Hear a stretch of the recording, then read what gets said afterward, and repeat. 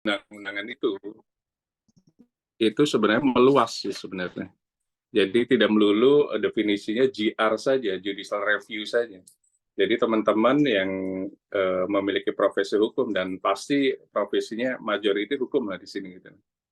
Itu harus melihat kompetensi absolut dan kompetensi relatif, itu yang paling penting. Agar pada saat kita melakukan sebuah permohonan atau gugatan atau GR itu sesuai dengan kompetensi absolut dan relatifnya, supaya tidak ditolak. Oke, mungkin saya mulai saja ya. Assalamualaikum warahmatullahi wabarakatuh. Waalaikumsalam warahmatullahi wabarakatuh. Ya teman-teman, terima kasih. Oke, Pak Asep, Pak Ida. Iya, ya Pak Dokter. Maaf tadi saya baru salat dohor yang telat. Oh, oke, nggak apa-apa. Lebih Ya, baik Pak Dokter. terlambat daripada tidak sama sekali. Iya, ketiduran Ini, tadi. Oke, suaranya dihilangkan, di mute, videonya dinyalakan, tinggal Ahmad Nasihin nih yang tidak membuka video nih. Yang lainnya sudah buka video semuanya. Siap Pak Dokter, sedang persiapan Pak Dokter. Oke teman-teman, saya mulai dari mata kuliah pengujian peraturan perundang-undangan yang kita singkat PPPU sebenarnya, P3U gitu kan. Nah, di sana bagaimana kita yang memiliki profesi hukum, baik profesi hukum dalam artian sebenarnya atau memiliki bidang hukum, misalnya ada di sebuah instansi dan kita kabag hukumnya misalnya, kita harus paham juga kira-kira kemana sih pada saat ada sebuah gugatan atau ada sebuah permohonan yang dilakukan baik oleh masyarakat, oleh penegak hukum lainnya. Jadi teman-teman yang memang bidangnya sudah majority bidang hukum, jadi harus memahami kompetensi absolut dan kompetensi relatif. Sekali lagi, buku yang kita coba jadikan panduan atau buku untuk mata kuliah ini, teman-teman, ini dari Lutfi Ansori, jadi teman-teman bisa lihat nanti Mas Revi yang akan kolektif saja.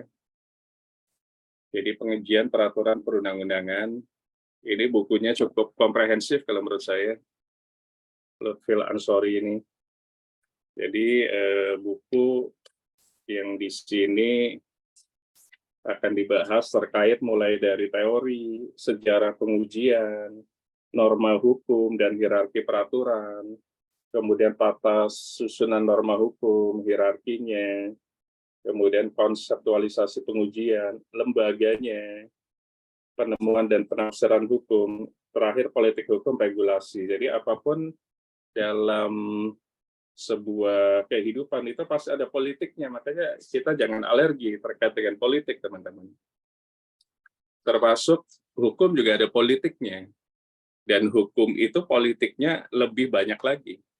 Kalau kita bercerita terkait dengan pengujian peraturan perundang-undangan, itu ada politik hukum juga gitu. Kenapa sih zaman Soekarno misalnya tidak boleh ada judicial review misalnya, hanya ada di demokrasi terpimpin misalnya menjelang Soekarno bubar, masuk ke Orde Baru. Orde Baru berarti di tahun 68 sampai tahun 88. Nah itu kenapa bisa dilakukan itu? Karena itu sebenarnya politik hukum. Kemudian terkait dengan pidana mati. Kenapa pidana mati itu tetap ada gitu, mengikuti arahan dari pembuat undang-undang, dalam hal ini Belanda. Padahal Belanda itu di tahun 1870 itu sudah tidak ada lagi pidana mati misalnya.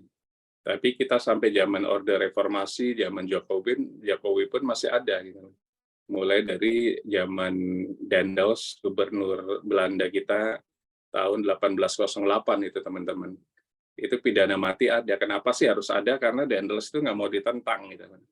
Jadi pribumi-pribumi yang melawan itu langsung dilakukan hukuman mati, baik tembak ataupun apapun yang disesuaikan dengan zamannya. Kemudian di 1873 kalau teman-teman baca sejarah itu masuk ke apa namanya wet book nih. Jadi buku pidananya Van Strafrecht voor Indonesia. Jadi di tahun 1873 itu wet book-nya Strafrecht itu KUHP kita tahun 1873 sudah dicantumkan gitu. Kenapa Belanda, padahal di Belanda sendiri 1870 sudah tidak ada hukuman mati, tapi di Indonesia karena inlander, jajahan gitu, diterapkan. Karena banyak pemberontakan waktu itu. Mungkin kalau teman-teman baca 1873 itu mulai dari Imam Bonjol, kemudian Pangeran Diponegoro, kemudian dari Aceh dan lain-lain. Itu banyak pemberontakan. Nah, disitulah kenapa Strafrecht Belanda khusus untuk inlander, voor inlander. Inlander itu jajahan. Dalam hal ini Indonesia itu masih tetap ada. Setelah itu di awal kemerdekaan tahun 45-46 Bung Karno masih tetap menerapkan gitu. 45, 46, 47 itu masih ada gitu. Karena apa? Masih banyak pemberontakan. Jadi Bung Karno masih melakukan politik hukum pidana mati tetap ada. Kemudian di demokrasi liberal itu tahun 47 sampai tahun 50-an. Itu masih ada. Kemudian demokrasi terpimpin masih ada juga karena banyak pemberontakan dari itu kan, Permesta, DII, kemudian apalagi itu mungkin PKI dan lain-lain sampai tahun 68. Kemudian zaman Orde Baru, Soeharto 68 sampai 88 atau 89. Itu masih diberlakukan juga. Dan mayoritas teman-teman hukuman mati itu kalau dilihat tempatnya itu spesifik. Itu mayoritas di Lapas Nusa Kambangan di Cilacap.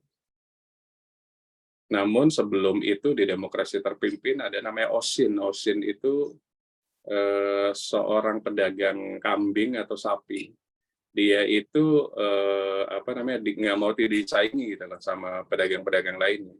Jadi pedagang lainnya itu dibunuh semuanya, disembelih semuanya ada 7 orang. Nah di situ ditembak tuh. Pada saat ketahuan si OSIN yang melakukan zaman Bung Karno itu pertama kali itu Indonesia melakukan pidana mati dan disaksikan oleh banyak orang gitu. Kemudian setelah itu masuk ke zaman Orde Baru. Orde Baru, Orde Reformasi, mungkin kalau kita lihat ada beberapa yang sudah dihukum kan. Seperti pengedar narkotika di Nusa Kambangan itu kan. Siapa namanya Budiman itu kan. Nah itu dihukum mati juga. Kemudian teroris ada 3 orang, teroris Bali itu dihukum mati juga. Kemudian sekarang muncul lagi nih KUHP asli Indonesia. KUHP asli Indonesia itu berubah. Karena apa? Karena melihat perkembangan zaman. Jadi hukuman mati itu tetap ada, tapi akan dilihat 10 tahun kemudian. Apakah orang tersebut memiliki itikat baik. Gitu. Jadi teman-teman kalau bahasa KUHP asli Indonesia itu banyak perbedaan. Contohnya hukuman mati saja. Itu nanti dilihat 10 tahun. Kalau 10 tahun itikat baik, kemudian membangun musola, mungkin kalau non-muslim membangun gereja dan lain-lain, itu termasuk itikat baik tuh. Bisa jadi nanti direvisi. Tapi KUHP kita itu berlakunya 5 tahun dari kemarin. Berarti di tahun 2027. Nah, itu baru berlaku. Kalau sekarang belum berlaku, artinya yang sudah diancam hukuman mati, termasuk terakhir Teddy Minahasa, itu tidak boleh dilakukan karena belum memiliki kekuatan hukum yang final and binding atau inkrah. Karena masih ada upaya hukum kan, baik upaya hukum biasa ataupun upaya hukum luar biasa.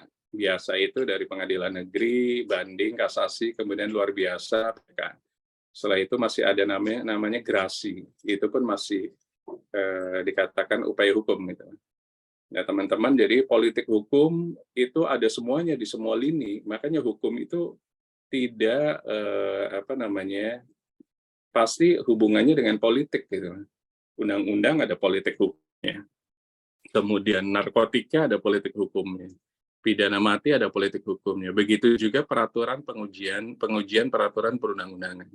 Kenapa sih muncul sebuah lembaga baru namanya Mahkamah Konstitusi? Gitu loh. Apakah tidak cukup sebenarnya Mahkamah Agung untuk melakukan kegiatan supervisi dari peradilan umum ataupun peradilan militer?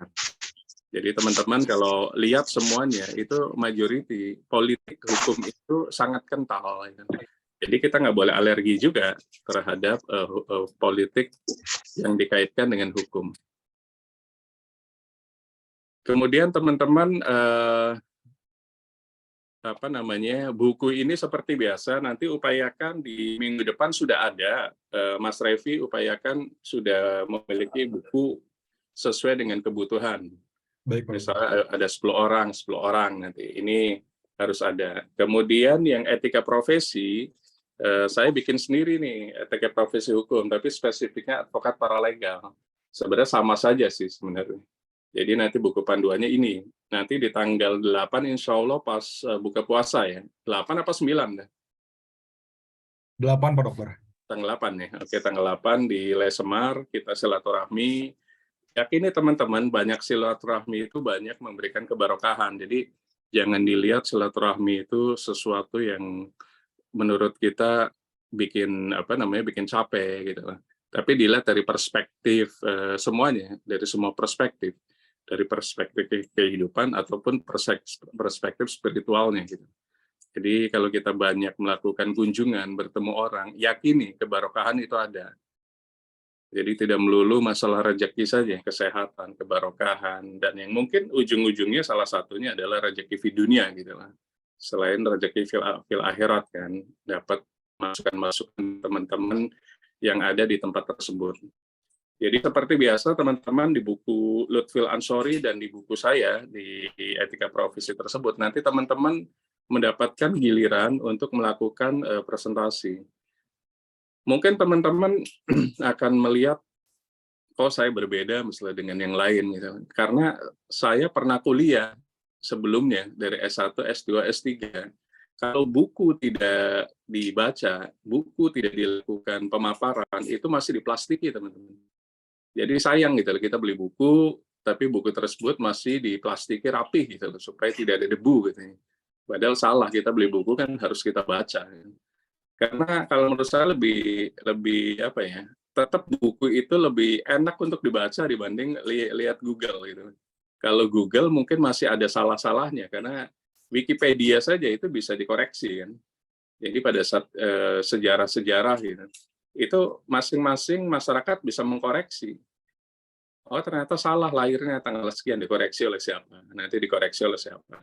Kalau buku itu yakini karena sudah melewati sebuah proses gitu loh, sampai proses percetakan dan ISBN itu pasti sudah melewati proses-proses tersebut dan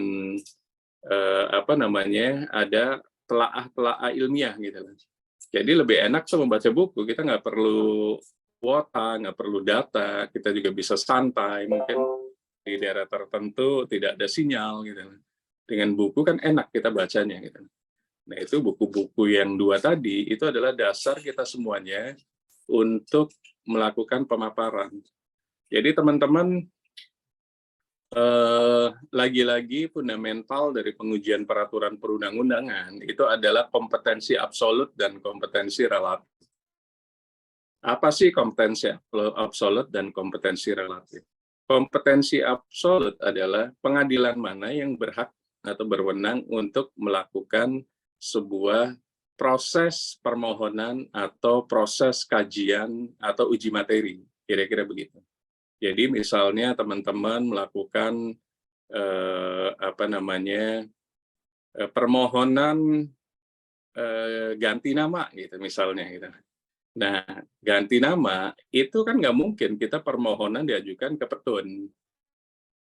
Jadi yang teman-teman harus ajukan itu ke pengadilan sesuai domisili EKTP dari yang ganti nama tersebut. Mayoriti adalah di pengadilan negeri, baik muslim ataupun non-muslim. Boleh nggak ke petun? Yang nggak nyambung. Boleh nggak ke Mahkamah Konstitusi? Yang nggak nyambung juga. Gitu. Jadi teman-teman harus mengerti kompetensi absolut tersebut. Kemudian kompetensi relatif terkait dengan tempat.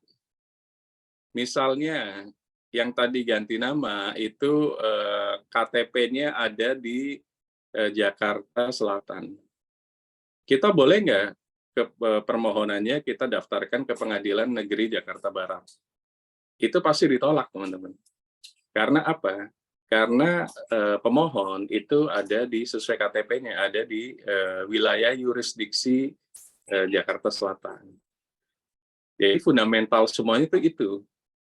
Fundamentalnya adalah kompetensi absolut dan kompetensi relatif. Kemudian kita meningkat nih terkait dengan undang-undang. Kita pengen menguji undang-undang Cipta Kerja. Pasal mana sih yang akan kita uji? Gitu. Mungkin merugikan hak-hak dari buruh atau karyawan atau pekerja. Nah, itu harus disusun dulu, teman-teman. Pasal mana yang akan kita uji, kemudian bandingkan dengan Undang-Undang Dasar 45 dan Undang-Undang Hak Asasi Manusia. Gitu. Kemudian tempatnya di mana? Jelas kalau judicial review atau pengujian peraturan perundang-undangan di bawah Undang-Undang Dasar 45 itu harus ke Mahkamah Konstitusi yang ada di Medan Merdeka Barat. Jadi pengajuannya harus ke sana, teman-teman. Kemudian ada peraturan gubernur. Peraturan gubernur ini merugikan bagi ASN misalnya. Contoh misalnya Gubernur Banten membuat sebuah peraturan atau Kepres, Kepgub misalnya, keputusan gubernur, bahwa pensiun ASN Pemprov Banten itu adalah 50 tahun misalnya. Karena apa? Kalau di atas 50 tahun ada dugaan secara fisik sudah tidak layak lagi untuk melakukan pekerjaan di wilayah pemerintah Provinsi Banten. Nah, di mana tempat untuk mengajukan permohonannya itu kan jelas melanggar hak asasi manusia. Karena apa? Karena usia pensiun menurut undang-undang kita, termasuk undang-undang ketenagakerjaan pun, itu di umur 55. Kalau hakim di 66. Kalau jaksa di 58. Notaris di 58. Polisi di 58. Tapi kenapa Pemprov Banten membuat itu gitu lah. Tentunya Pemprov Banten juga kan pada saat membuat sebuah keputusan itu melakukan sebuah studi kasus dulu atau studi banding di daerah tertentu, mungkin di wilayah Sumatera, wilayah Kalimantan. Ada kok yang menerapkan ASN itu maksimum pensiunnya di usia 50 misalnya. Karena apa? Pertama secara fisik, mungkin kedua untuk regenerasi. Jadi banyaknya antrian ASN di provinsi tersebut misalnya. Ya itu salah satu caranya. Jadi pensiunnya dipercepat bagi ASN yang mungkin eselon 4 ke bawah. Kalau eselon 3, 2, 1 mungkin masih sama 55. Itu bisa. Nah, tinggal bagi yang merasa tidak fair, tidak adil, harus melakukan upaya. Upayanya sebuah gugatan. Ada dua pilihan. Dua-duanya benar, sesuai kompetensi absolut dan relatif. Jadi bagi ASN yang merasa dirugikan karena usianya sudah 49 misalnya, waduh tahun depan sudah pensiun nih, karena sesuai dengan keputusan gubernur misalnya. Gubernur Banten misalnya, karena 50 usia pensiun semua ASN yang eselon 4 ke bawah. Apa yang dilakukan? Bikin sebuah, pertama harus kajian dulu, supaya tidak salah melakukan permohonan atau gugatan. Di provinsi mana yang, atau mungkin dari sekarang 34 atau 35 provinsi di Indonesia. Nah itu yang 50 itu berapa provinsi sih gitu yang menerapkan usia ASN pensiun 50. Supaya apa? Pada saat ada argumentasi kita bisa memberikan mayoritas seluruh provinsi 80% 55 Pak gitu misalnya ke majelis hakim. Jadi yang dilakukan dua-duanya bisa. Satu, karena itu di bawah undang-undang. Di bawah undang-undang, bukan di bawah undang-undang dasar. Di bawah undang-undang, berarti permohonannya itu ke Mahkamah Agung. Atau ke Petun. Petun Banten berarti. Kalau Mahkamah Agung berarti ke Medan Merdeka Utara, Petun Banten. Dilapis saja. Itu sah dua-duanya. Supaya apa? Ada kekuatan. Jadi dua tempat langsung dilakukan upaya. Baik di Petun Banten, yang ada di Serang mungkin nih. Kemudian di Mahkamah Agung yang ada di Medan Merdeka Utara, Jakarta. Nah itu teman-teman lakukan itu. Tapi tetap harus dilihat supaya kita tidak salah gugatan gitu lah, atau tidak salah substansi, atau tidak salah posita. Itu harus dilihat, dipelajari dulu provinsi mana yang menerapkan 50 tahun usia pensiun gitu. Kalau ternyata tidak ada, hanya Banten saja ya telak gitu. Artinya bisa dibatalkan gitu. Tapi Banten pasti melakukan upaya hukum di situ, banding, kasasi dan lain-lain, karena di Banten mungkin antrian CPNS itu banyak sekali, daripada mereka jadi kisruh misalnya, apalagi menteri pendayagunaan aparatur negara yang siapa tuh yang mantan Bupati Banyuwangi itu. Sebelum itu terjadi misalnya, harus segera dilakukan upaya gugatan agar dibatalkan keputusan Gubernur Banten. Jadi teman-teman akhirnya tahu kan, ujung dari semuanya adalah kompetensi absolut dan kompetensi relatif. Bagaimana sebuah permohonan atau gugatan itu tidak salah alamat. Gitu. Jadi pada saat kita berbicara terkait pengujian peraturan perundang-undangan, itu tidak melulu Mahkamah Konstitusi dan Mahkamah Agung, teman-teman. Ada juga yang namanya petun, ada juga yang namanya pengadilan negeri. Misalnya tadi, seorang polisi menetapkan seseorang jadi tersangka. Nah, untuk menghilangkan status tersangka itu kan harus digugat, gitu lah, dimohonkan. Namanya pra-peradilan. Pra-peradilan sesuai dengan Polres tempat. Misal Polresnya Jakarta Selatan berarti Pengadilan Negeri Jakarta Selatan. Polres Jakarta Barat berarti Pengadilan Negeri Jakarta Barat. Polres Serang berarti Pengadilan Negeri Serang misalnya, atau Pandeglang berarti Pengadilan Negeri Pandeglang. Jadi di situ teman-teman, artinya jangan melihat sebuah hanya dua tempat saja. Oh, kalau pengujian Mahkamah Konstitusi dan Mahkamah Agung, tidak. Di situ ada petun, ada Pengadilan Negeri juga gitu. Jadi untuk mengkoreksi putusan-putusan dari pejabat tata usaha negara. Nah, disitulah fungsi dari pengadilan tadi tun ataupun pengadilan negeri. Jadi teman-teman pada saat melihat sebuah permasalahan, idealnya adalah dibuat sebuah legal opinion dulu. Agar apa? Agar tidak salah kompetensi. Gitu. Di pengadilan mana, di mahkamah mana yang memang sesuai. Atau misalnya teman-teman pengen mengkoreksi undang atau peraturan Menteri Hukum terkait dengan paralegal misalnya, karena paralegal ini mengganggu privasi dari lawyer atau advokat gitu kan misalnya, karena paralegal kok boleh bersidang misalnya. Nah, itu kan sudah dilakukan tuh yang namanya GR. Jadi di pasal 12, pasal 13 paralegal itu tidak bisa bersidang. Namun teman-teman, goal dari Menteri Hukum dan HAM sebenarnya baik. Karena di pengadilan terpencil, pengadilan terluar, dan pengadilan yang terjauh gitu kan, itu advokat itu tidak ada. Nah, bagaimana untuk melengkapi hukum acara? Misalnya dengan ancaman hukuman 5 tahun, harus didampingi oleh kuasa hukum. Nah, kalau misalnya tidak ada kuasa hukum, itu kan syarat-syarat formal. Syarat-syarat formilnya. Berarti pengadilan tidak bisa menyidangkan gitu. Makanya di sana tetap ada sebenarnya paralegal, posbakum. Posbakum pun sebenarnya bahkan belum lulus kuliah. Mayoritas orang-orang yang memang dari kampus terdekat gitu lah, yang masih kuliah atau mungkin sebentar lagi lulus dari Fakultas Hukum universitas terdekat dari pengadilan negeri misalnya atau pengadilan agama, itu ada posbakum. Nah, itu boleh. Karena apa? Tetap advokat itu belum tentu ada, meskipun di GR yang namanya profesi paralegal itu. Tapi masih boleh sebenarnya di beberapa tempat. Gitu. Ada yang saya dengar di wilayah Cilacap kalau nggak salah, kemudian Malang, karena advokat agak susah, kemudian wilayah Intan Jaya di Papua. Itu akhirnya menggunakan kuasa hukumnya adalah paralegal ataupun yang masih kuliah dari Posbakum gitu. Mereka akan dibiayai oleh negara gitu. Satu kasus misalnya dapat berapa juta gitu. Nanti diajukan penyerapan anggaran. Biasanya kalau Posbakum berarti ke KPN, Kepala Pengadilan Negeri setempat.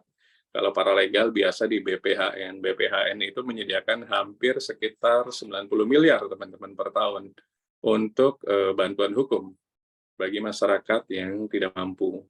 Dan itu silakan diserap gitu. Artinya kita tidak harus meminta dari klien untuk kes tertentu. Apalagi kasusnya SKTM, surat keterangan tidak mampu, artinya kliennya ini betul-betul tidak mampu. Nah, kita bantu dari sisi bantuan hukum sesuai dengan Undang-Undang Nomor 11 Tahun 2016. Teman-teman bisa baca juga di sana. Artinya ada anggaran yang memang disiapkan oleh Badan Pembinaan Hukum Nasional BPHN yang ada di Cawang ini. Sampingnya UKI mungkin kalau teman-teman tahu. Nah, itu di sana disiapkan. Tinggal nanti berapa rupiah kalau sampai tingkat pertama, tingkat kedua, sampai kasasi ataupun PK itu beda-beda teman-teman. Semakin panjang semakin mahal juga. Jadi ada juga biayanya, jadi jangan khawatir bagi teman-teman yang profesinya advokat atau bahkan mungkin paralegal di wilayah tertentu. Karena kita bisa menyerap anggaran dari BPHN ataupun dari KPN, Kepala Pengadilan Negeri, sesuai dengan sidangnya. Gitu. Itu bisa. Dan disitulah fungsi dari pengujian peraturan perundang-undangan. Karena undang-undang itu buatan manusia, teman-teman. Jadi harus diuji. Apakah betul gitu loh, sempurna, apakah betul sesuai dengan perkembangan zaman. Mayoritas kan tidak sesuai dengan perkembangan zaman. Gitu. Makanya KUHP saja ada KUHP baru kan, meskipun berlaku 5 tahun kemudian. Karena apa? Itu awalnya dari sebuah pengujian peraturan perundang-undangan. Masih sesuai zaman nggak sih peraturan perundang-undangan tersebut atau undang-undang tersebut atau peraturan presiden misalnya, atau peraturan gubernur, peraturan wali kota, bupati, kemudian desa, gitu. Sesuai dengan perkembangannya. Kalau tidak sesuai perkembangan, itu diajukan sebuah pengujian sesuai dengan kompetensi absolut dan kompetensi relatif. Jadi teman-teman pada saat mendapatkan sebuah kajian atau mendapatkan sebuah klien, itu akhirnya bisa tahu di mana tempat yang pas, gitu, tempat yang memang cocok untuk melakukan sebuah pengujian peraturan perundang-undangan agar tidak salah dan agar tidak ditolak oleh majelis hakim. Majelis hakimnya biasanya 3 orang, ganjil kan begitu. Jangan sampai ditolak oleh majelis hakim tersebut. Nanti eksepsi dan lain-lain. Makanya sebelum diajukan, saran saya, teman-teman harus mengenal panitera dulu, supaya tidak salah gitu. Panitera, kemudian majelis hakim, dan lain-lain, supaya kita bisa tahu nanti yang akan menghandle majelis hakimnya sudah tahu, si A, si B, atau kalaupun terkait hal-hal lainnya. Yang penting diskusi dengan salah satu pejabat di sana lah misalnya. Kalau perdata berarti panmut perdatanya misalnya. Kalau pidana berarti panmut pidananya. Gitu teman-teman. Supaya kita tidak salah dan ya kita kan pasti harus berbagi dengan teman-teman kita juga karena kita pun mendapatkan honorarium misalnya gitu. Jadi sebuah pengujian peraturan perundang-undangan itu sebuah dasar fundamental dari setiap undang-undang yang eksis di kita. Banyak undang-undang juga kan sebenarnya ada yang dihapuskan malah gitu. Contoh Undang-Undang Koperasi yang berlaku masih tahun 92, yang 2005 malah dihapuskan sama sekali gitu. Dibatalkan. Jadi Undang-Undang Koperasi itu masih menganut Undang-Undang pertama tahun 92, teman-teman. Begitu juga undang-undang lainnya mungkin. Terakhir Cipta Kerja kan yang lagi heboh. Mungkin IKN juga pasti banyak yang melakukan sebuah uji materi kan. Cuma tidak dipublikasikan saja, pasti kan. IKN, Cipta Kerja.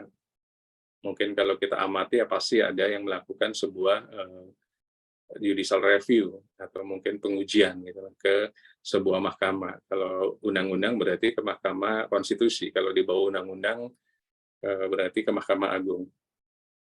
Oke teman-teman, nanti di minggu depan upayakan buku sudah ada Mas Revi ya. Jadi seperti biasa nanti di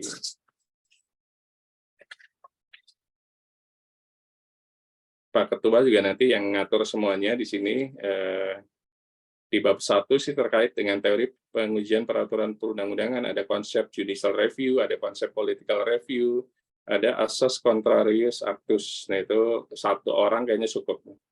Kemudian sejarah pengujian, sejarahnya dari Mahkamah Konstitusi RIS tahun 49, Undang-Undang Dasar sementara, Undang-Undang 45, kemudian Undang-Undang 45 setelah perubahan berdasarkan TAP MPR, dan lain-lain, dan lain-lain. Jadi diupayakan minggu depan sudah ada, teman-teman. Kemudian terkait dengan sebuah etika profesi di mata kuliah berikutnya, teman-teman. Etika profesi hukum, apa sih sebenarnya profesi hukum? Ya kita tahu semua lah, ada 4 pilar penegak hukum yang ada di Indonesia. Sebenarnya itu, pertama adalah advokat. Sebenarnya paralegal pun masuk advokat juga kalau tidak di judicial review oleh beberapa teman peradi waktu itu. Akhirnya hanya advokat yang boleh sidang. Namun sebenarnya kalau tidak di judicial review, mereka pun boleh sidang juga gitu loh. Dan menarik sebenarnya, jangan takut terkait rezeki gitu loh, karena bagaimanapun rezeki kan sudah diatur kan. Tapi ya oke lah, sudah menjadi putusan berita negara, dan berita negara itu mengatakan di pasal 12 dan pasal 13 advokat tidak boleh, paralegal tidak boleh mendampingi di persidangan, hanya boleh advokat. Karena paralegal cuma 3 hari atau 3 bulan, sedangkan advokat butuh 3,5 tahun untuk menjadi advokat, untuk menjadi sarjana hukum. Setelah itu PKPA, kemudian UPA, kemudian magang, bisa sampai 7 tahun untuk menjadi advokat sampai disumpah. Gitu. Kalau paralegal 5 hari lah, 5 hari udah selesai bisa beracara di pengadilan. Nah itulah asas keadilan menurut beberapa teman advokat gitu. Bahwa tidak fair paralegal bisa bersidang tanpa melewati sebuah mata kuliah yang panjang, ada 3,5 tahun minimal atau 4 tahun gitu. Akhirnya majelis hakim Mahkamah Agung waktu itu, karena memang di bawah undang-undang kan, jadi yang berhak menguji adalah Mahkamah Agung. Mahkamah Agung meng-approve gitu, menyetujui bahwa di pasal 12-13 terkait dengan paralegal tidak boleh bersidang di pengadilan baik negeri atau pengadilan agama dan pengadilan tingkat pertama lainnya termasuk TUN. Tapi faktanya sebenarnya masih beberapa di pengadilan tertentu masih menggunakan paralegal karena advokatnya nggak ada gitu lah. Dan itu kita nggak bisa nafikan karena hakim juga tidak mau salah formil pada saat persidang dibutuhkan penasihat hukum tapi penasihat hukumnya nggak ada gitu. Makanya dicari yang ada yaitu dari posbakum ataupun dari paralegal sesuai dengan wilayah yurisdiksinya dari pengadilan tersebut. Kemudian etika-etika, kalau teman-teman lihat etika itu apa sih gitu. Jadi kalau teman-teman baca nanti bukunya ini saya bikin ada sedikit filsafat ilmunya gitu. Jadi di sini apa sih etika gitu? Etika tuh etimologinya berasal dari bahasa Yunani. Artinya etikos atau etos yang berarti watak, kesusilaan atau adab serta timbul dari kebiasaan. Artinya apa? Etik itu atau norma itu atau dogma itu adalah sebuah watak kesusilaan yang timbul dari kebiasaan. Jadi sebenarnya hal-hal yang tidak selalu tertulis, teman-teman.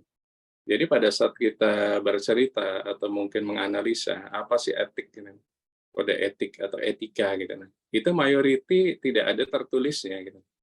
Kalau di lembaga tertentu itu namanya SOP, System Operational Procedure gitu.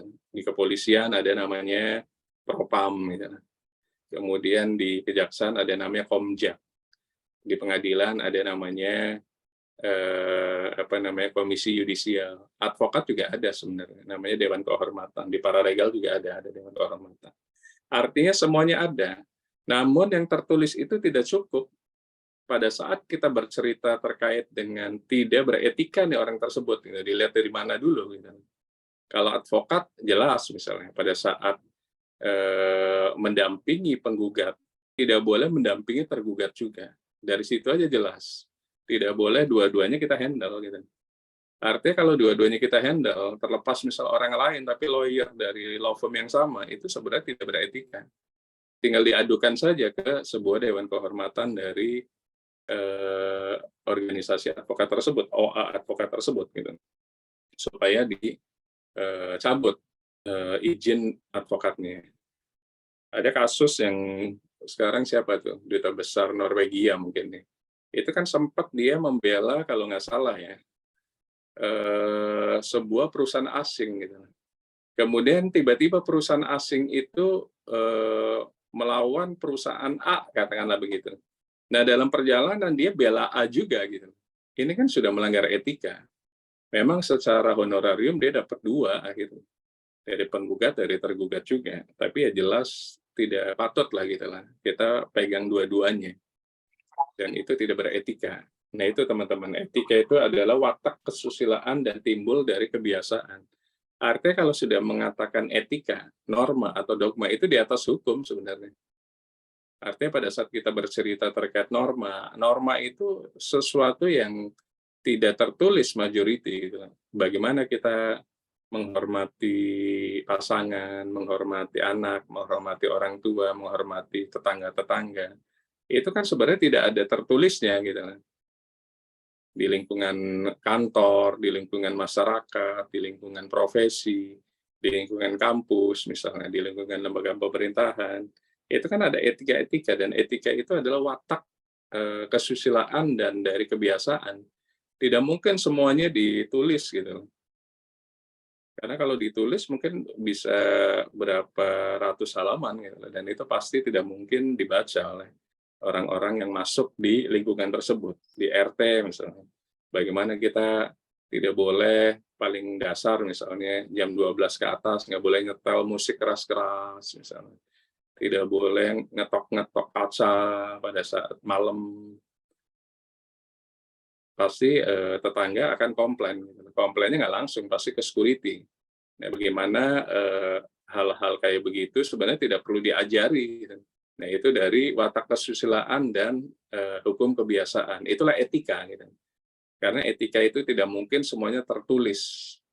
Misalnya ada sebuah jalan yang biasa dilewati bertahun-tahun tuh jalan itu punya si A gitu lah. Jalan menuju ke musola punya si A, itu dilewati orang tuh untuk sholat, untuk jalan, untuk ke mana lagi, dan lain-lain. Tiba-tiba si A pemilik rumah yang memang sah secara hukum dia memiliki tanah tersebut menutup. Ada konflik nggak? Ada kecewa? Pasti masyarakat kecewa. Padahal secara hukum kepemilikan tanahnya itu milik si A gitu. Ada 1 meter dikasih jalan untuk menuju musola, menuju tempat sekolahan, menuju ke tempat kegiatan atau RT RW gitu. Tiba-tiba ditutup oleh pemilik lahannya. Itu kan sebenarnya secara hukum oke, tapi secara kesusilaan etika orang tersebut tidak beretika gitu. Nah, bagaimana nanti orang mau ke musola gitu, nggak ada jalan lagi. Jadi musola akhirnya sepi. Nah, kayak gitu-gitu semestinya dipahami secara tidak tertulis oleh pemilik lahan. Mungkin alangkah eloknya kalau bisa diwakafkan gitu jalan tersebut. Kan dapat pahala juga kan wakaf untuk masyarakat, apalagi menuju masjid gitu. Nah, hal-hal yang itu yang kita sebut etika. Etika itu majority tidak tertulis. Gitu. Jadi teman-teman pada saat bercerita etika, ya etika adalah norma. Etika adalah ethos gitu, dari bahasa Yunani, etikos dari bahasa Yunani juga. Artinya watak kesusilaan dan hal-hal yang mengikat dari kebiasaan gitu. Tapi kalau secara hukum pasti berbeda. Gitu. Makanya kalau sudah ngomong etika, norma itu di atas semuanya, di atas hukum, di atas hal-hal yang sifatnya tertulis. Jadi teman-teman itulah etika. Kemudian apa sih etika-etika yang untuk profesi? Sebenarnya etika itu tidak harus untuk profesi penegak hukum saja. Etika di kantor, etika sebagai ASN, etika di kantor, misalnya masuk jam 8, ya kalau bisa sesuai dengan etikanya atau aturannya. Mungkin ada kantor yang tidak menerapkan tertulis gitu, masuk tank jam 8. Ada kantor yang udah tertulis gitu. Nah, yang nggak tertulis bagaimana? Ya berarti kan hukum kebiasaan gitu. Kalau orang ke kantor selalu jam 10, itu kan jadi sesuatu yang tidak beretika. Padahal jelas aturan kantor tersebut yang tidak melakukan tertulis gitu. Harus jam 8 masuknya, pulang jam 5 misalnya. Atau kalau jam 10 pulang jam 8 malam misalnya. Kalau di bawah itu berarti melanggar etika, meskipun tidak tertulis. Gitu. kemudian apa namanya etika dari mahasiswa. Nah, ini kan ada lagi nih mahasiswa. Bagaimana mahasiswa itu mengikuti mata pelajaran, mata kuliah, dan pasti yakini bentrok dengan jadwal, misalnya jadwal keluarga, jadwal dengan anak, jadwal dengan kegiatan. Oke, setiap minggu misalnya ada kegiatan, masa setiap minggu tidak pernah kuliah gitu misalnya. Jadi kuliah yang kita sebut seperti layaknya nonton bioskop gitu. Nonton bioskop udah bayar tiket tapi nggak ditonton gitu. Bisa juga, cuma sayang gitu. Secara etika kan dia statusnya kuliah tapi kuliah hanya di kartu tanda mahasiswa saja misalnya. Karena sayang uang yang sudah dikeluarkan tidak digunakan untuk kuliah. Kemudian aturan-aturan dari dosen misalnya tidak dilakukan. Nah, itu kan secara etika terlanggar. Memang tidak ada aturan tertulis gitu. Misal kalau saya terkait dengan setiap mahasiswa melakukan pemaparan, nah itu kan sebenarnya hal-hal yang sifatnya hukum kebiasaan dari setiap dosen kan beda-beda. Nah, disitulah etika-etika yang ada semuanya. Kemudian, yuk sama-sama kita harus memiliki legacy. Legasinya apa sih setiap mahasiswa? Nah, masing-masing dosen pasti berbeda. Kalau saya pribadi ya terkait dengan artikel, bagaimana teman-teman itu memiliki sebuah artikel yang bisa dibaca oleh masyarakat di Indonesia dan di seluruh dunia mungkin. Artinya kalau di seluruh dunia berarti teman-teman harus berbahasa Inggris artikel tersebut. Kalau bahasa Indonesia berarti untuk orang Indonesia atau orang Indonesia yang di luar itu nggak masalah gitu. Nah, tinggal artikel itu mau dimasukkan kemana? Ke media atau jurnal atau nasional atau jurnal internasional. Karena itu sebuah kebanggaan teman-teman. Itulah hal-hal yang kita sebut etika. Kemudian etika polisi, misalnya polisi itu pada dasarnya sudah PNS. Jadi kalau misalnya ada polisi, ya mohon maaf diminta di depan sekian, itu sebenarnya sudah melanggar etika, karena mereka pun sebenarnya sudah digaji oleh negara. Apakah tidak boleh? Nah, di situ balik lagi. Kalau secara etika, secara tertulis, itu ada apa enggak? Kalau ada, dia melanggarnya dua, melanggar tertulis dan melanggar tidak tertulis. Tapi kalau tidak ada tertulis, berarti dia melanggar secara norma, secara watak kesusilaan, secara hukum kebiasaan yang menjadi norma ataupun rambu-rambu di kepolisian. Begitu juga kejaksaan. Pada saat orang kejaksaan mengatakan tuntutan misalnya, nah tinggal dilihat apakah sesuai fakta persidangan. Kemudian ada request-requestnya, kira-kira begitu. Begitu juga dengan majelis hakim dan lain-lain. Artinya teman-teman pada saat berbicara tentang etika sebenarnya adalah berbicara tentang watak kesusilaan dan karakter dari orang tersebut. Gitu. ASN, kemudian PNS pasti memiliki norma-norma juga. Bagaimana pada saat bidding misalnya, yang menang adalah yang memiliki kualifikasi teknis dan kualifikasi admin biaya yang termurah semestinya. Begitu juga pengalaman. Ada beberapa beauty contest-nya kalah, tapi dimenangkan gitu. Nah, di situ kan berarti sudah terlanggar etikanya gitu. Berarti etiknya tidak tepat gitu misalnya. Gitu. Kemudian pada saat perekrutan PNS misalnya di sebuah institusi, baik institusi di kota madya, kabupaten atau provinsi, siapa yang pintar itu bukan hal yang penting lagi, misalnya yang penting kedekatan, itu kan sebenarnya sudah terlanggar etikanya. Bagaimana nanti sebuah institusi pemerintahan menjadi institusi keluarga jadinya. Jadi orang yang kenal sama pejabat saja yang bisa masuk di institusi tersebut gitu, bukan dilihat atau di screening dari kemampuan atau mungkin keahlian dari orang tersebut. Nah, disinilah ada sedikit terlanggar etikanya gitu. Meskipun itu Pak kebiasaan Pak, ya, di sini harus kenal sama atasan yang ada di pemerintahan tersebut. Gitu. Nah, disitulah memang ada hal-hal yang kita sebut etika itu terlanggar atau sebenarnya itu hukum kebiasaan. Nah, kalau jadi hukum kebiasaan berarti etika yang ada di instansi tersebut, nah kita bisa lihat tanda tanya besar. Ya. Kenapa orang yang punya capability hebat, nilai dari IPK-nya tinggi, tapi tidak masuk gitu. Hanya orang-orang yang kenal saja. Akhirnya apa? Organisasi tersebut menjadi organisasi yang tidak dinamis sebenarnya, karena hanya keluarga-keluarga tertentu saja yang bisa masuk ke organisasi pemerintahan tersebut. Jadi etika itu teman-teman tidak melulu etika dalam hal profesi hukum saja, tapi etika dari keseluruhan sebenarnya. Bagaimana sebuah etik, watak kesusilaan, dan karakter kebiasaan menjadi sebuah fundamental kehidupan kita gitu. Nah, itu yang harus dipahami oleh teman-teman yang yang ada atau yang mungkin sudah memiliki profesi atau mungkin ASN atau PNS di sebuah pemerintahan. Karena memang yang tertulis itu tidak banyak sih sebenarnya.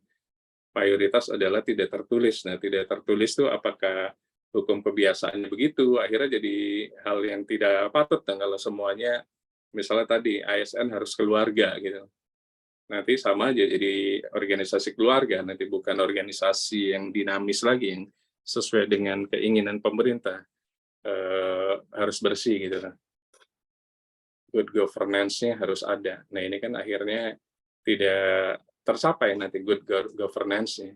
Karena apa yang terjadi ya keluarga-keluarga saja yang akan menduduki posisi-posisi tertentu. Apakah itu tidak baik? Ya, mungkin baik juga, asal memang sesuai dengan kapabilitasnya.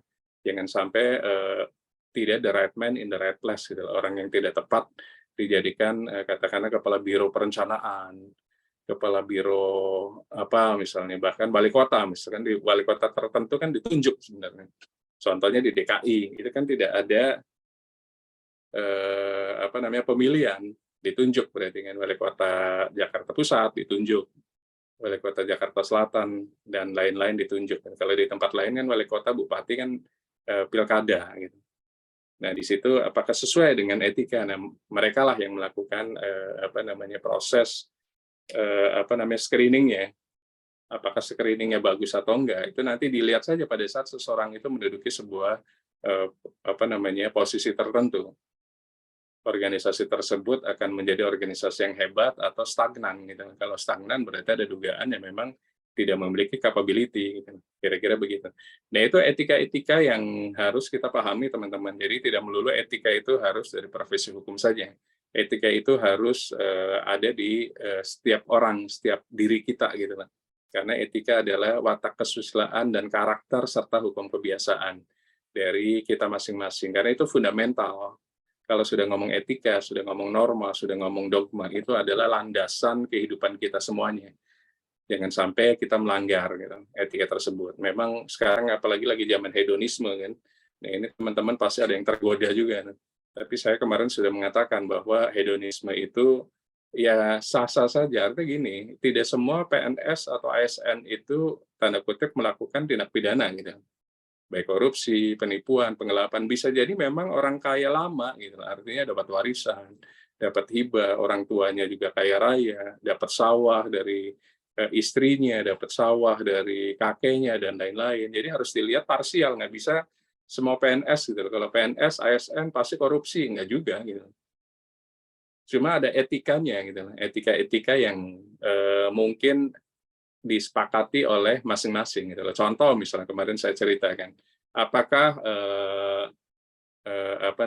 ASN di Pemprov Pandeglang misalnya setiap hari pakainya Rubicon misalnya. Nah, itu masuk etika nggak gitu lah misalnya. Atau setiap hari kendaraannya moge misalnya. Sebenarnya sah-sah saja teman-teman. Artinya apa? Artinya mereka memang memiliki capability untuk membeli barang-barang mewah tersebut gitu loh. Namun mungkin masyarakat sekitar atau ASN sekitar itu kayaknya risih mungkin loh, kok ASN kok pakainya mobil mewah dan motor mewah misalnya gitu. Sebenarnya sah-sah saja. Apalagi sekarang Mahfud MD kan mengatakan bisa pembuktian terbalik gitu. Kalau bisa dibuktikan bahwa harta tersebut harta perolehan kita, ya kenapa enggak, jangan takut gitu. Karena teman-teman pasti akan berpikir kan, saya punya uang banyak, kenapa saya nggak boleh beli barang ya, gitu, misalnya gitu. saya punya uang miliaran gitu, pengen nyoba beli barang deh gitu. Ya sebenarnya sah-sah saja gitu. Cuma apakah barang tersebut boleh dipakai di keseharian misalnya. Ke kantor pakai mobil mewah. Kemudian tiap saat liburan ke luar negeri misalnya. Apakah itu boleh? Sebenarnya boleh-boleh saja gitu. Sebenarnya tinggal kita harus bisa membuktikan kan ke masyarakat, ke teman, ke kolega bahwa memang saya ini orang kaya lama gitu. Artinya apa? Artinya ya harus dinikmati. Mas saya punya uang nggak bisa menikmati gitu. Kalau uang disimpan saja di tabungan, kemudian tidak tidak dikeluarkan, uang itu akan jadi apa kan begitu. Akhirnya fungsi dari uangnya tidak ada. Harusnya kan menjadi alat untuk mensejahterakan kita semua termasuk masyarakat sekitar. Jadi bukan ditaruh di tabungan nggak bisa keluar lagi. Pasti upayakan kita pengen menikmati hasil dari jeripaya tersebut. Itu kasus-kasus yang hedonisme tadi itu memang faktanya kalau saya lihat ada yang memang orang kaya lama gitu kan. Jadi nggak bisa disalahkan. Cuma masyarakat sudah menjudge gitu. Pada saat PNS memakai barang-barang mewah pasti hasil korupsi. Kalau gitu semua orang tidak mau jadi PNS kan begitu, atau tidak mau jadi ASN kalau semua masyarakat stigmanya mengatakan kalau PNS kaya berarti dari korupsi. Banyak juga yang sebenarnya PNS yang udah kaya dari lama gitu, dari lahir pun udah kaya. Gitu. Cuma mungkin masuk PNS karena dia merasa untuk pengabdian. Karena apalagi sih yang bisa diabdikan gitu kalau bukan masuk ke sebuah pemerintahan. Kalau uang jangan-jangan nggak pernah diambil karena memang dia udah punya dari orang tuanya. Jadi nggak pernah diambil lagi, apalagi minta tanda kutip misalnya gratifikasi atau apa gitu. Mereka sudah nggak mau lagi karena memang dari kecil pun udah punya uang gitu dari orang tuanya. Apakah itu salah? Ya tidak gitu. Cuma memang ada etika-etika kalau PNS ya janganlah kalau bisa bawa kendaraan Avanza atau Innova gitu kan. Selain itu mungkin takutnya menjadi stigma, wah ini pasti korupsi dan lain-lain gitu. Jadi teman-teman itulah yang kita sebut etik atau etos atau etikos dari bahasa Yunani yang artinya watak, hukum kebiasaan, karakter, atau mungkin watak kesusilaan dari setiap individu. Jadi nggak bisa semua individu digeneralisir gitu. Kalau PNS pasti melakukan tindak pidana, kalau kaya enggak juga. Nah, disitulah teman-teman PNS sebenarnya bisa buktikan gitu. Kalau berani kenapa enggak? Kenapa harus takut gitu? Apalagi yang mungkin orang tuanya kaya raya dan lain-lain, supaya apa? Merubah stigma gitu. Bahwa PNS tidak semuanya korupsi kok gitu. Ada memang sudah dapat dapat revenue dari dulu gitu. Mungkin sebelum jadi PNS dia pengusaha, kan kita nggak tahu juga kan. Nah, di situ tinggal masalah etika saja, apakah boleh memakai barang-barang mewah ke kantor. Mungkin kalau bisa karena hukum kebiasaan misalnya, mungkin barang mewahnya Sabtu Minggu saja misalnya. Jangan setiap hari ke kantor pakai Moge, Harley, kemudian pakai Rubicon atau mungkin sport car gitu. Mungkin setiap bulan sekali saja, itu pun di luar kantor. Mungkin bisa. Tapi kalau ke kantor jadi pertanyaan, masa gubernur bawa McLaren gitu loh. Kayaknya belum ada sih gubernur Indonesia, meskipun dia juga sebenarnya mungkin punya gitu. Bawa McLaren atau bawa Rubicon atau apa, mungkin punya gitu, tapi nggak dipakai kan. Dipakainya mungkin sebulan sekali atau 2 bulan sekali, karena mereka melihat masyarakat tuh stigmanya kalau PNS tuh nggak boleh kaya gitu. Nah itu kan salah. Kalau gitu nggak perlu jadi PNS kalau gitu. Kalau stigma semuanya mengatakan itu gitu. Tinggal dilihat pembuktian terbalik. Kalau memang udah kaya, kenapa enggak sih gitu? Karena hidup kan pengen dinikmati kan. Kita punya uang banyak ditaruh di bank tersebut juga ujungnya untuk apa? Hanya dapat bunga-bunga saja kan, bunga lagi. Setelah itu untuk apa? Gitu. Beli tanah nggak boleh, beli rumah nggak boleh, beli mobil nggak boleh. Ya udah sampai meninggalnya akhirnya jadi warisan lagi. Berarti yang menikmati akhirnya anak cucu, bukan dia yang memiliki harta sendiri. Artinya nyari uang untuk apa kan begitu. Tinggal ya fungsi sosial harus tetap dikedepankan. Artinya tetap ada yang namanya zakat, misalnya Muslim berarti 2,5% misalnya. Kemudian non Muslim apa tuh donasi dan lain-lain. Gitu. Jadi tetap ada fungsi balancingnya, bukan hanya untuk hedonisme dunia saja gitu.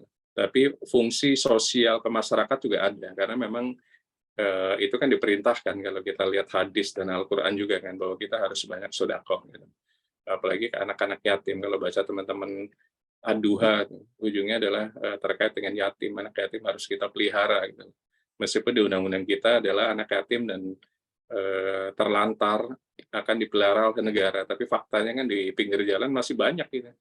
Orang-orang yang minta, silverman, itu di mana gitu. Kalau kita lihat di undang-undang kita, Undang-Undang Dasar 45 kan ada. Kenapa itu tidak diterapkan gitu. Nah, hal-hal kayak gitu akhirnya udah nggak usah pikirkan negara dulu, mendingan kita saja. Mulai dari diri kita, mulai dari sekarang, mulai dari diri sendiri. Artinya kita punya uang ya kita saja udah sodako. Misalnya setiap Jumat, misalnya ada makan gratis, ini contoh-contoh saja. Mungkin setiap hari apa teman-teman yang senangnya hari Sabtu datang ke masjid, masukin ke kotak amal tanpa orang tahu bahwa kita yang memasukkan uang tersebut, kemudian datang ke panti asuhan setiap anak-anak cacat, yayasan-yayasan anak cacat, kasih donasi, sekolah luar biasanya SLB-nya dibiayain kita sampai lulus, itu kan sebuah nilai juga gitu. Jadi upayakan pada saat kita ada dana pun balancing antara fil dunia dan fil akhirat, itu yang paling penting, tidak melulu 100% kita hedonis gitu. Hedonis itu artinya ya dunia, yang diperlihatkan hanya dunia, padahal harta tersebut harus kita pikirkan untuk kehidupan kita selanjutnya kan begitu. Jadi teman-teman, balancing itu penting. Kemudian hal-hal yang termasuk etika tadi itu harus kita pahami secara tidak tertulis teman-teman. PNS bagaimana, ASN bagaimana, advokat bagaimana, polisi bagaimana, jaksa bagaimana, hakim bagaimana, dan profesi-profesi pengusaha lainnya. Makanya tetap semua lini profesi sebenarnya ada etika, gitu. Tidak melulu profesi hukum saja. Cuma karena bukunya etika profesi hukum, jadinya hanya profesi hukum saja yang seolah-olah tanda kutip memiliki etika. Padahal etika itu harus dimiliki oleh setiap profesi apapun yang di Indonesia atau di dunia, gitu. Karena disitulah orang melihat kita beretika atau kita acuh terhadap sosial kemasyarakatan. Gitu. Itu mungkin teman-teman dua mata kuliah yang saya ampu sekarang, baik pengujian peraturan perundang-undangan dan etika profesi hukum. Jadi teman-teman upayakan di minggu depan pengujian kalau bisa lewat Mas Revi segera dapat bukunya. Kemudian etika profesi nanti tanggal 8 insya Allah pada saat buka puasa bersama saya akan hadir di Lesemar. Mungkin sekalian saya bawa bukunya juga supaya tidak perlu beli-beli lewat Tokopedia atau Shopee dan lain-lain. Jadi langsung saya berikan ke Mas Revi, nanti saya bawa mungkin sekitar 20 pack mungkin. Cukup kayaknya. Baik, itu mungkin Mas Revi, yang lain mungkin ada masukan. Silakan Bapak Ibu menanyakan tentang etika profesi atau tentang pengujian peraturan perundang-undangan.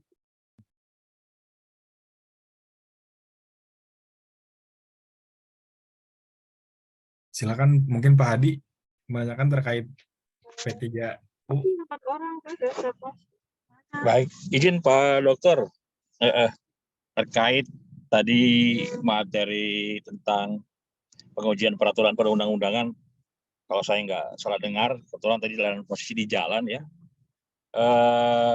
Terutama terkait peraturan perundang-undangan yang di bawah undang-undang itu kan diajukannya melalui Pengadilan Tata Usaha Negara Petun atau ke Mahkamah Agung. Pertanyaannya, andai kata kita ngajukan kedua dalam pengadilan tersebut, yaitu ke Tun dan ke Mahkamah Agung, andai kata misalnya untuk yang di Tunnya itu kita tidak dikabulkan permintaannya, sedangkan yang di Mahkamah Agung dikabulkan, itu gimana gitu?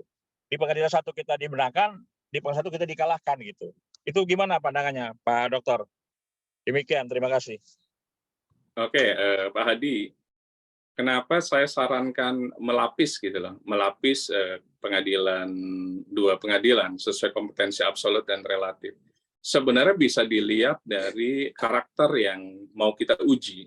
Contoh misalnya terkait dengan keputusan yang hanya perorangan, misalnya keputusan pemecatan PNS atau ASN di Kementerian Dalam Negeri, orang tersebut dipecat. Kalau dia perorangan, memang lebih eloknya hanya ke petun. Tapi kalau misalnya menyangkut masyarakat banyak, contoh tadi keputusan gubernur yang menyatakan bahwa di Pemprov Banten semua ASN itu maksimum 50 tahun pensiunnya. Alasannya satu, karena antrian. Kedua, supaya fairness terjaga, supaya ada regenerasi, supaya ada darah muda yang memiliki kemampuan-kemampuan. Artinya di situ kan bukan untuk satu orang, tapi semua PNS yang usianya 50 tahun. Nah, kalau itu karena keseluruhan, memang idealnya itu ke sebuah tempat yang namanya Mahkamah Agung, karena di bawah undang-undang. Tapi saya sarankan lagi, lapis saja dengan TUN, karena itu kan putusan dari pejabat istilahnya tata usaha negara. Nah, itu bisa. Karena apa? Nanti pada saat TUN mengabulkan, karena TUN sama Mahkamah Agung itu kadang-kala tidak linear. Tidak linear antara Mahkamah Agung itu tidak saling sinkron gitu loh. Apakah TUN dikabulkan, Mahkamah Agung toh hakimnya beda, gedungnya beda, dan lain-lain beda. Jadi itu dasar nanti untuk mengajukan atau putusannya itu untuk membatalkan. Tinggal nanti pejabat tersebut, misalnya gubernur melakukan upaya hukum, tidak. Kalau melakukan upaya hukum, berarti kan upaya hukumnya bukan di Mahkamah Agung lagi. Dia akan melakukan banding. Sampai kasasi. Nah, disitulah nanti fungsi dari TUN-nya jalan. Namun kita memiliki kekuatan hukum tunggal dulu di Mahkamah Agung. Artinya putusan gubernur yang membuat putusan bahwa semua PNS yang usia 50 tahun harus pensiun itu harus segera dibatalkan. Kemudian apa yang harus dilakukan berikutnya? Publikasi di media. Itu penting juga. Artinya ada pelanggaran etika yang dilakukan oleh pejabat gubernur Banten misalnya. Karena di semua provinsi hanya gubernur Banten saja yang menganjurkan atau mewajibkan bahwa usia pensiun PNS itu 50 tahun. Di semua provinsi seluruh Indonesia tidak ada. Nah, itu maksud saya. Tapi kalau perorangan cuma satu, tunggal.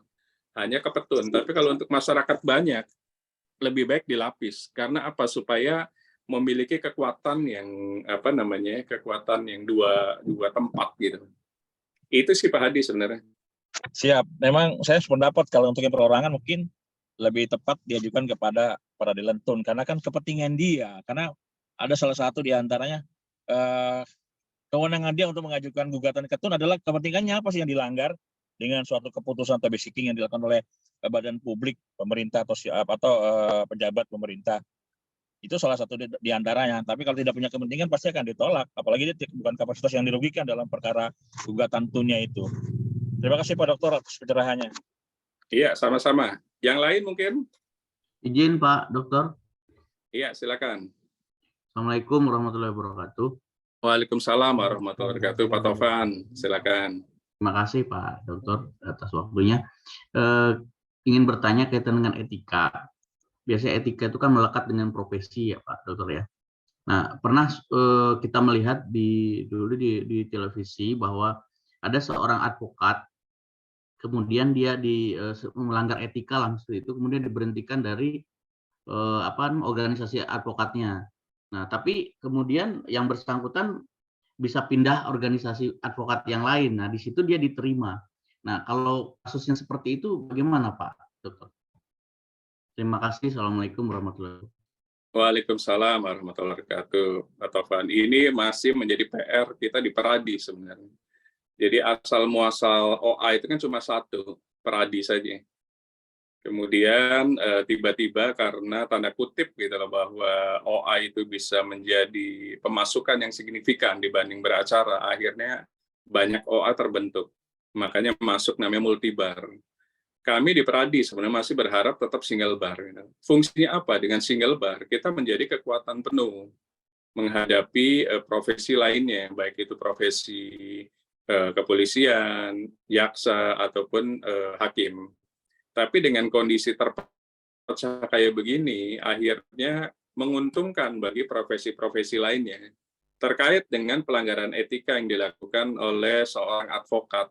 Kemudian advokat tersebut dikeluarkan, kemudian dia pindah ke organisasi advokat lainnya. Itu yang saya katakan tadi, agak susah. Karena apa? Kita tidak single bar.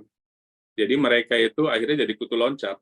Tapi kan balik lagi, kalau advokat kan melekat ke pelayanan. Pada saat masyarakat mengetahui bahwa dia advokat yang sudah dipecat, bagaimana dia bisa menghandle kasusnya kliennya gitu. Jadi sebenarnya balik lagi nanti pilihan ke masyarakat.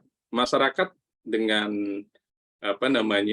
sosmed, dengan media sosial yang banyak bisa dicek semuanya, itu kan tidak mungkin memberikan kepercayaan pendampingan jasa hukumnya kepada advokat yang sudah dipecat gitu, sudah diberhentikan. Meskipun dia bilang saya udah pindah lagi, tapi kan jejak digital itu nggak bisa dibohongi gitu. Jadi yang tadinya mungkin dipercaya oleh korporasi A pun akan bertanya. Dan itu jadi question mark gitu loh. Artinya big question mark, artinya tanda tanya besar. Kenapa dia di organisasinya saja diberhentikan gitu loh. Apakah jangan-jangan sebenarnya memakai ijazah palsu, misalkan jadinya panjang ini. Jangan-jangan sebenarnya dia penggugat dan tergugat dibela semuanya. Berarti pada saat saya memberikan kepercayaan, jangan-jangan dia membela lawan saya juga. Nah, itu kan akhirnya balik lagi ke klien. Jadi kalau menurut saya, sepanjang organisasi advokat itu tidak single bar, akhirnya jadi begini. Jadi kita nggak bisa lagi untuk bersatu. Gitu. Cuma masyarakat sebenarnya sudah bisa menilai lah. OA mana yang baru muncul, mana yang tidak kompeten, itu masyarakat yang menilai. Kalau saya pribadi juga nggak boleh menilai juga. Karena kita bisa menilai sendiri sebenarnya. mana yang dia belum sarjana hukum, tiba-tiba sudah bisa ikut PKPA, gitu. Ada. Nah, itu kan dari situ sudah terlanggar di Undang-Undang Nomor 18 Tahun 2003. Syaratnya kan harus sarjana hukum. Kenapa belum sarjana hukum boleh PKPA, boleh UPA? Nah, itu ada tuh. Cuma kita nggak boleh menuduh, karena bagaimanapun ya mereka udahlah masing-masing sajalah, masing-masing mencari periuknasi masing-masing gitu. Kalaupun dia pindah, masyarakat saja yang menilai, karena hidup seorang advokat, hidup seorang ahli hukum dalam hal ini pengacara atau lawyer, itu kan dari honorarium sebenarnya. Kalau kita tidak dipercaya lagi oleh masyarakat, bagaimana kita bisa long lasting di profesi advokat? Oke lah dia memiliki usaha, memiliki yang lain, tapi sayang profesi advokatnya hilang. Gitu. Nah disitulah akhirnya trust fully dari masyarakat akan kelihatan bahwa orang tersebut tidak layak untuk dipercaya lagi menghandle sebuah kasus hukum, karena dirinya sendiri ada masalah. Gitu. Gimana bisa menghandle, bisa mendampingi permasalahan hukum dari calon kliennya. Itu sih mungkin lebih tepatnya. Single bar dan multi bar, Pak Topan. Terima kasih, Pak. Iya, sama-sama. Siap. Izin, Pak Dokter. Iya, silakan Pak Ketua. Ya, terkait ranah di PT-UN nih, Pak, Pengadilan Tinggi Tata Usaha Negara. Mana kategori artinya ada sebuah keputusan sama peraturan. Nah, contoh Perbub, peraturan bupati. Nah, ketika peraturan bupati ini ada yang di sisi lain melanggar terkait masalah aturan-aturan tersebut, apakah bisa ranahnya PT-UN? Dan yang satu lagi ketika peraturan ya, keputusan bupati, misalkan contoh keputusan Bupati Pandeglang terkait masalah SK, baik SK lain-lain. Ketika ada kesalahan SK tersebut, bisa kita gugat di PT-UN ya satu. Nah, terkait masalah peraturan daerah Perda. Nah, Perda ini karena membuat Perda itu bersama-sama eksekutif dan legislatif, artinya bupati bersama-sama DPRD. Nah, ketika ada persoalan-persoalan yang merujuk bahwa Perda ini derajatnya lebih tinggi dari peraturan atau undang-undang, kan gitu. Nah, apakah ini bisa digugat PT UN atau semacam judicial review atau bagaimana itu, Pak Dokter? Oke, itu aja Pak Ketua. Heeh.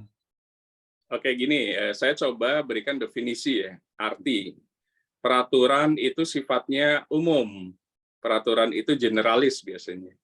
Kalau keputusan biasanya lex specialis, artinya kalau peraturan itu untuk masyarakat banyak. Kalau keputusan biasanya untuk 1-2 orang saja. Diberikan SK atau diberhentikan sebagai kepala biro misalnya, atau camat atau apa gitu. Kalau peraturan karena sifatnya umum dan itu di bawah undang-undang, berarti harus diajukan ke sebuah tempat yang namanya Mahkamah Agung. Tapi kalau sudah keputusan itu artinya paling 1-2 orang saja tuh. Keputusan Bupati Pandeglang untuk menaikkan status eselon 3 menjadi eselon 2 namanya 1, 2, 3. Nah, itu kan paling cuma 1, 2, 3.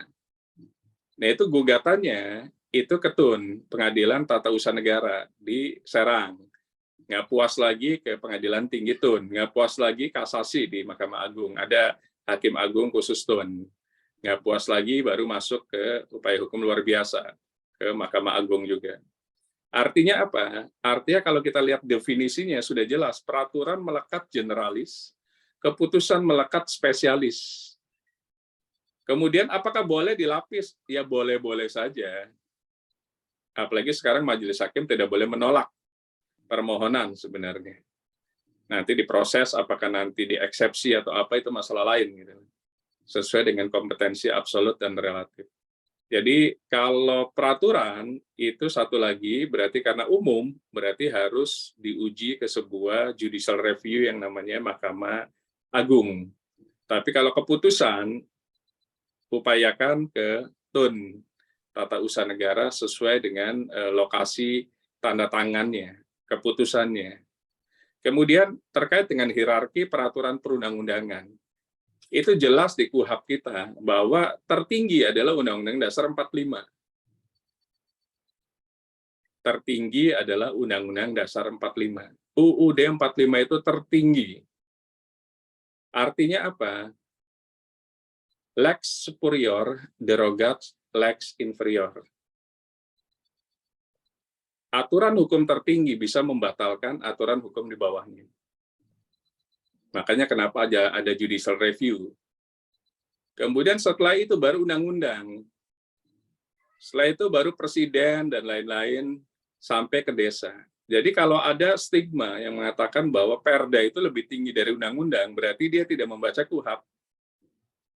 Karena jelas hierarkinya tertinggi adalah Undang-Undang Dasar 45.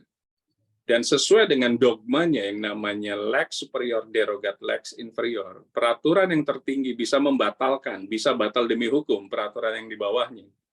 Berarti Undang-Undang Dasar 45 dan Undang-Undang ASN bisa membatalkan perda, meskipun perda tersebut dibuat secara rigid dengan advokasi dari Dewan Perwakilan Daerah setempat. Gitu.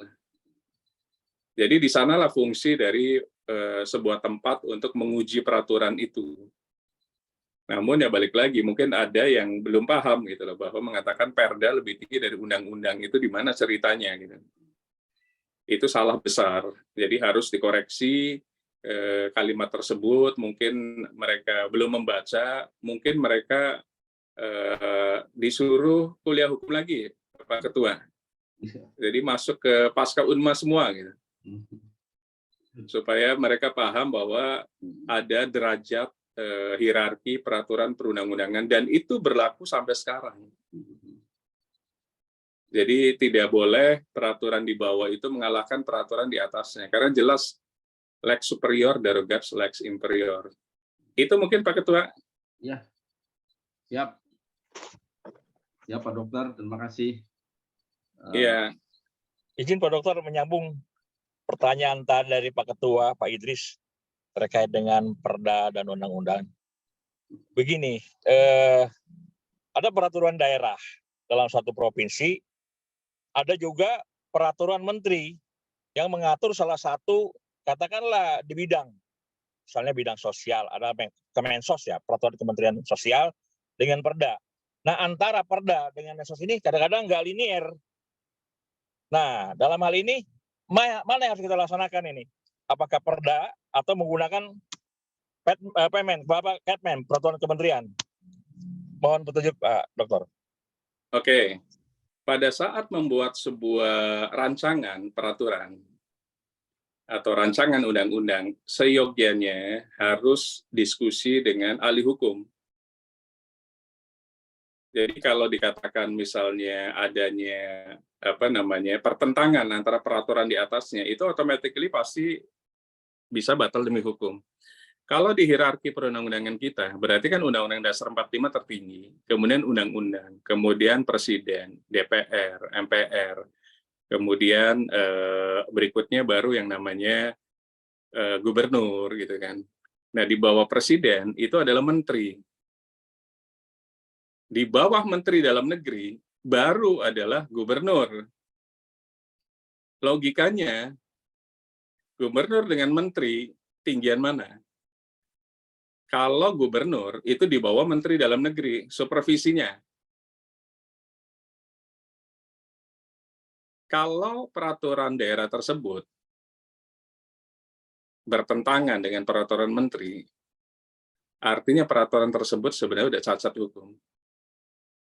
Karena tidak sesuai dengan hierarki. Karena hierarkinya, gubernur itu di bawah menteri dalam negeri. Menteri itu di bawah presiden. Jadi dari sana aja udah jelas hierarkinya. Nah, disitulah fungsi dari ahli hukum dari setiap provinsi atau kabupaten atau wali kota harusnya bisa membaca bukan hanya keinginan saja, tapi aturan-aturan tambahan lainnya. Seperti kita bikin artikel, kita ada footnote-nya, ada catatan kakinya. Gitu. Catatan kakinya ngambil dari mana? Kalau bukan dari peraturan yang sudah ada terlebih dahulu. Nah, itu logikanya. Gitu. Jadi kalau misalnya enggak, gubernur lebih tinggi dibanding menteri. Nah, ini ceritanya gimana? Karena hierarki sendiri jelas bahwa gubernur itu di bawah menteri dalam negeri. Menteri itu di bawah presiden, supervisi dan laporan semuanya kan. Jadi kalau misalnya bertentangan dengan peraturan menteri, berarti ada dugaan mungkin tidak melihat peraturan sebelumnya, peraturan di atasnya. Apa yang harus dilakukan? Yaitu berarti judicial atau TUN. Artinya sia-sia selama ini bikin pansus, bikin kegiatan untuk membuat sebuah perda. Artinya perda tersebut gampang untuk di judicial. Nah, kita sebagai ahli hukum, mau profesinya apapun atau ada di organisasi pemerintahan tersebut, harus menjadi frontliner gitu. Memberikan masukan yang signifikan. Pada saat kita bikin sebuah peraturan, jangan sampai peraturan tersebut mudah untuk di judicial. Hari ini peraturan dibuat, disahkan. Besok ada yang judicial. Berarti kan peraturan kita tidak matang. Gitu. Nah, gimana caranya bikin peraturan yang tidak mudah untuk di judicial? Makanya kita harus melihat hierarki juga, selain substansinya dari peraturan tersebut. Artinya peraturan tersebut etikanya jelas, tidak melanggar siapapun, kemudian tidak lex superior derogat lex inferior dan lain-lain. Artinya susah untuk dilakukan sebuah pengujian. Nah, itu kan lebih menarik. Jadi bikinlah peraturan yang tidak mudah diuji. Makanya kita sebagai ahli hukum harus bisa memaparkan, bisa mengargumentasikan, dan bisa menafsirkan. Mana yang mudah untuk diuji, mana yang susah untuk diuji. Kenapa nggak bikin susah untuk diuji semuanya? Gitu. Berarti kan aturan etiknya harus jalan, aturan bakunya harus jalan, dan aturan-aturan hukum kebiasaannya harus jalan. Itu Pak Hadi. Siap. Terima kasih Pak Dokter. Ini kan terkait ada permasalahan terkait waktu itu tentang CSR. Ada berdasarkan Kemensos 11 kalau nggak salah 2021 kalau nggak salah, ada perda juga di provinsi kan gitu. Masing-masing kan ada beberapa aturan yang nggak linear kan gitu. Sedangkan Pemprov beranggapan bahwa perda kan undang-undang bagi Pemprov untuk ditaati, karena itu dibuat oleh legislasi dan eksekutif kan gitu. Sedangkan Kemensos kan bersifatnya sektoral gitu, tidak secara keseluruhan dalam kementerian ke pemerintah daerah. Makanya kemarin sempat diambil jalan tengah gitu untuk ada perbaikan titik temu lah di antara penyelesaiannya. Gitu, terima kasih Pak Dokter. Iya, sama-sama Pak Hadi. Silakan yang lain mungkin.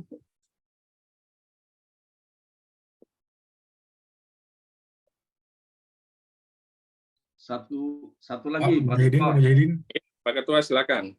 Satu lagi nih, terkait kita rada ini geser sedikit kewenangan hakim dalam memutuskan sebuah perkara di pengadilan. Nah, hakim adalah seseorang yang dipercaya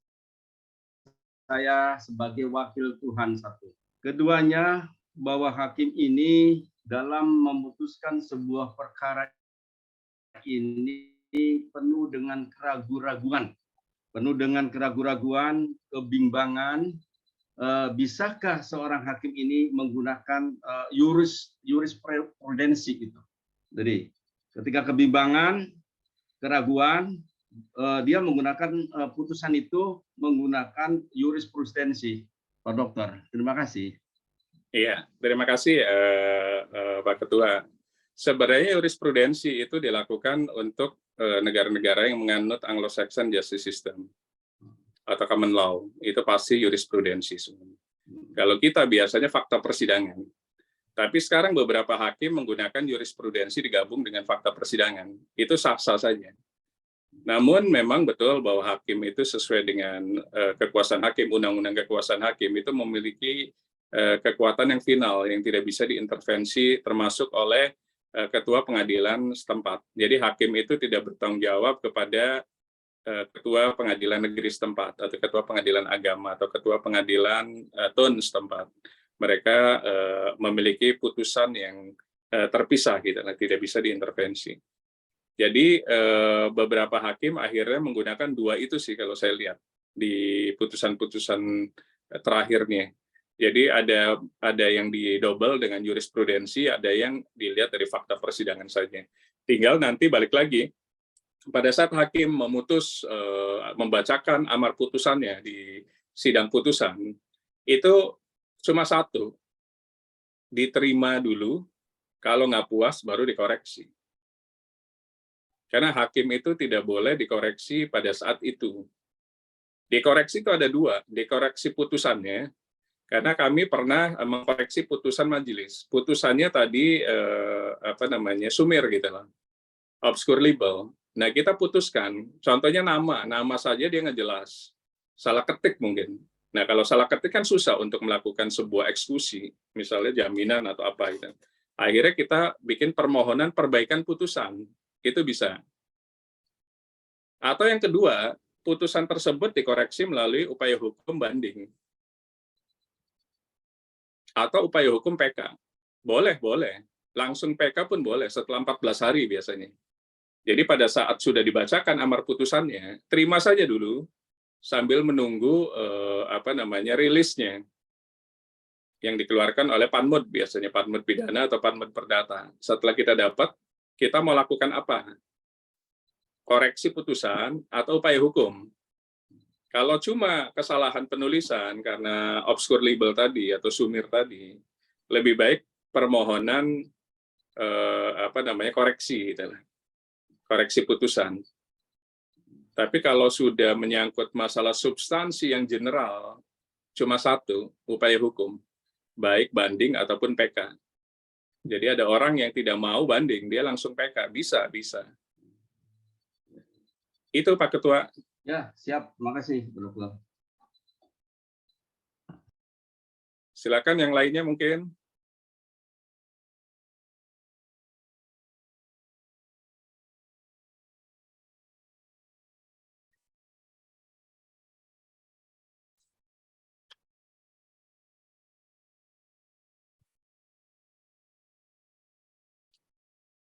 Pak Sepeda biasanya ada pertanyaan nih. Lagi ngeheng. Kurang ngopi. Ngeheng karena ngantuk ini Pak Dokter. Mau Tapi nyimak yang- aja. Yang senyum-senyum dari tadi panasihin nih. Iya, itu pengamanan tuh. Ngantuk, Silakan. Mas. Kelihatan dari sini. Nah, nanti biar nggak ngantuk, mulai minggu depan sudah dapat jadwal nih untuk pemaparan. Karena kalau ngomong itu nggak ngantuk. Kalau diam biasanya ngantuk.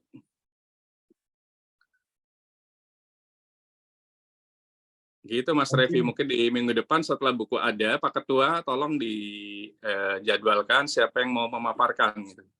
Yang pertama siapa, yang kedua siapa, terus sampai semuanya dapat giliran. Betul, Intinya Pak Dokter. tidak ada yang sempurna, apapun yang penting kita hanya bisa berusaha. Karena apa? Buku yang sudah dibeli itu upayakan jangan masih ada plastiknya. Itu kuncinya, harus disobek plastiknya. Setelah itu dibuka dan dipaparkan. Nah, itu baru menarik tuh, supaya kita nggak ngantuk nih. Oke, mungkin karena sudah cukup, mungkin teman-teman ini sudah menjelang asar juga. Insya Allah tanggal 8 nanti saya ke sana, saya bawa buku, kita diskusi panjang lebar terkait apapun masalah materi kuliah ataupun mungkin materi-materi hukum. Agar kita sama-sama memahami dan kita sama-sama belajar. Saya juga banyak belajar juga nih dari teman-teman. Dari Pak Hadi, dari Pak Idris, dari Pak Taufan, dan lain-lain. Artinya apa? Dosen pun sebenarnya belajar juga. Kita nggak bisa nafikan gitu bahwa kita bisa semuanya. Kita selalu harus belajar, dan belajar. Tidak ada lawyer atau dosen yang hebat. Yang ada adalah dosen atau lawyer yang mau belajar terus-menerus. Karena keilmuan itu beda-beda. Keilmuan itu kadang-kala sesuai dengan tupoksinya, sesuai dengan profesinya. Contoh misalnya Pak Hadi ada di Pemprov Banten pasti lebih hebat lah dibanding kita di sini. Gitu. Artinya dari sisi tata laksana, struktur organisasi, kemudian hal-hal yang sifatnya perda, etika-etika, gitu. Dan kita mendengar dan belajar dari beliau. Kemudian Pak Idris yang memang ketua di sini, itu pasti belajar banyak juga kita. Jadi sama-sama belajar teman-teman bahwa apa yang dipaparkan itu tidak melulu bahwa kita dosen itu lebih hebat, tidak juga. Jadi teman-teman kita harus hebat bersama, kita harus bisa menjadi ahli hukum yang hebat. Ahli hukum bisa untuk profesinya, bisa memang ahli hukum di instansi pemerintahan. Jadi kita bisa membantu gubernur, bisa membantu bupati, bisa membantu wali kota, baik dari sisi lelang, gitu lah, lelang barang dan jasa, termasuk rekrut karyawan, termasuk membuat sebuah peraturan-peraturan ataupun keputusan dari daerah tersebut. Itu mungkin hari ini itu saja teman-teman di sini yang masih hadir. Ada Pak Asep Paeda, ada Pak Hadi Prawoto, ada Pak Ahmad Nasihin, ada Pak Didi Rosadi, ada Pak Mujahidin Arjuna, ada Pak Taufan Sunaryo, ada Ibu Wuryanti. Demikian mungkin mata kuliah 2 yang saya ampu, baik pengujian peraturan perundang-undangan ataupun etika profesi hukum. Saya tutup mata kuliahnya. Terima kasih teman-teman. Mas Revi tolong diupload ya nanti ya. Baik, Pak Dokter. Bagi yang belum bisa mengikuti karena ada alasan sakit atau mungkin kegiatan kondangan, kalau memang ada, kayaknya nggak ada ya bulan puasa ya.